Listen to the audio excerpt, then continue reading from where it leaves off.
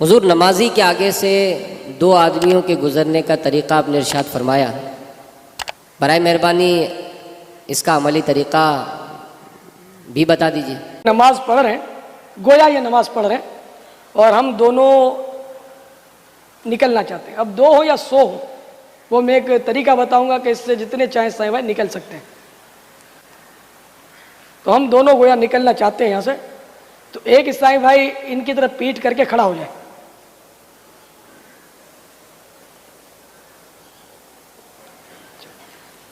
اور بالکل ان کی سیدھ میں کھڑے ہو جائیں۔ یہ کھڑے ہوگا سیدھ میں، ٹھیک ہے نا؟ اب میں یہاں سے نکل گیا، بغیر گناہ کے نکل گیا۔ اب یہ اگر ادھر آ جائیں گے تو یہ گناہ گار ہو جائیں گے، تو اب ان کو بھی نکالنا ہے مجھے، تو اب میں ان کے پیچھے کھڑا ہو جاؤں گا، ان کے لیے میں سترا بن گیا۔ اب یہ نکل گئے، اب میں جہاں سے آیا تھا چلا گیا، تو بغیر گناہ کے ہم دونوں نکل گئے۔ تو اس طرح ایک اگر کھڑا ہو جائے نا، تو اب 1000 آدمی بھی نکلنا چاہیں تو نکل جائیں۔ یہ فارمولہ جو ہے یہ ہزاروں کو کام آ سکتا ہے۔ نمازی کے آگے سے گزرنے والے کو سترا بنا کر گزرنے کا طریقہ بھی ارشاد فرما دیجیے۔ لبیک۔ یہ کہ جیسے کوئی نماز پڑھ رہا ہے اور دوسرے لوگ وہاں سے گزر رہے ہیں، تو اگر اس گزرنے والے کو آڑ بنا کر گزر گیا تو گزرنے والا گناہ گار ہے جو نمازی کے آگے سے گزرا، اور جس نے آڑ بنائی اس کو وہ گناہ سے بچ گیا، گزرنے کے گناہ سے بچ گیا۔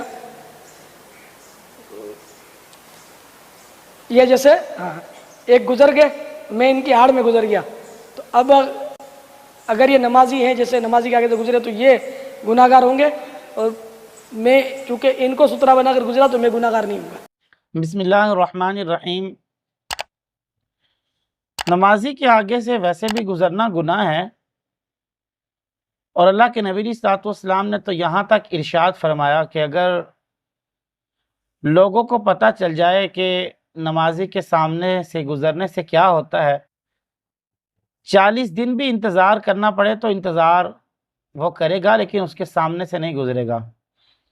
عموماً ہم کیا کرتے ہیں، مساجد میں عموماً ہم یہی کرتے ہیں کہ جب نماز ہوئی اور پیچھے آنے کے لیے ہم نمازیوں کے سامنے سے گزر جاتے ہیں، تو اگر مجبوری کے تحت گزرنا بھی ہے تو سترا بنا لیا جائے۔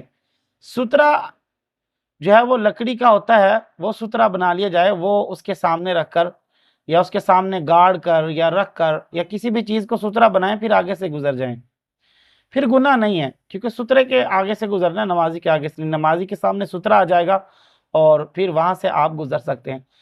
لیکن ایک مسئلہ معزز سامعین ایک اور بھی ہے کہ ہم یہ کرتے ہیں عموماً جیسے ہی جماعت کا سلام پھرا، اور بعض لوگ جو ہے وہ بجائے بیٹھنے کے فوراً ہی دوسری رکعت کے لیے نماز کے لیے نیت باندھ لیتے ہیں۔ ایک تو ہے نا ہماری رکعت رہ گئی، رکعت بھی نہیں رہی ہوتی اور بالکل ایسے ہی نیت باندھ لی، بس دوسری باقی نماز پڑھنی شروع کر دی یا کوئی نفلوں کی نیت باندھ لی۔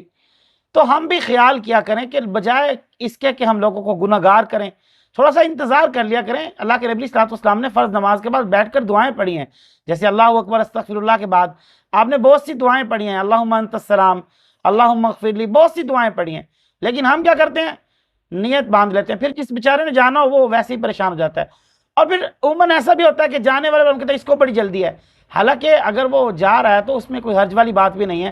اللہ کے نبی صلی اللہ علیہ وسلم کی حدیث ہے، آپ نے خود ارشاد فرمایا کہ اپنے گھروں کو قبرستان نہ بناؤ۔ صحابہ نے عرض کیا اللہ کے نبی کیا مطلب؟ فرمایا فرض نماز کے بعد باقی نماز جو ہے وہ اپنے گھروں میں ادا کیا کرو۔ تو جو کوئی جاتا ہے ہم اس پر بھی فتویٰ لگانا شروع کر دیتے ہیں اس کو جلدی ہے، لیکن ہم خود بھی جلدی سے نیت باندھ لیتے ہیں۔ تو ہمیں اس چیز سے بچنا چاہیے۔ معزز سامعین، اللہ رب العزت ہمیں جو ہے دین کی صحیح سمجھ عطا فرمائے۔ وما علینا الا البلاغ۔